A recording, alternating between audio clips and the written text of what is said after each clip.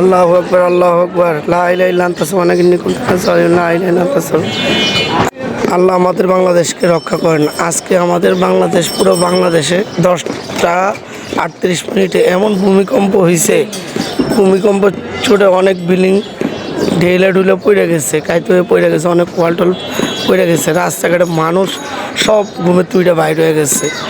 এমন ভূমিকম্প তারা নাকি এর আগে কখনোই দেখে নাই, এত বড় ভূমিকম্প। পুরো আমি রাস্তায় দাঁড়ানো ছিলাম, অনেক বড় এক ভূমিকম্প হয়েছে। আল্লাহ আপনি আমাদের সবাইকে হেফাজত করেন, বাংলাদেশকে রক্ষা করেন। আল্লাহ পাক পৃথিবীর সকল মুসলমানকে আল্লাহ হেফাজত করেন, ফিলিস্তিনিকে আল্লাহ হেফাজত করেন। আল্লাহ সারা পৃথিবীর মুসলমান যে নির্যাতিত আছেন, আল্লাহ সবাইকে হেফাজত করেন। ওয়ার্ল্ডটা পুরো ফাইট হয়ে গেছে।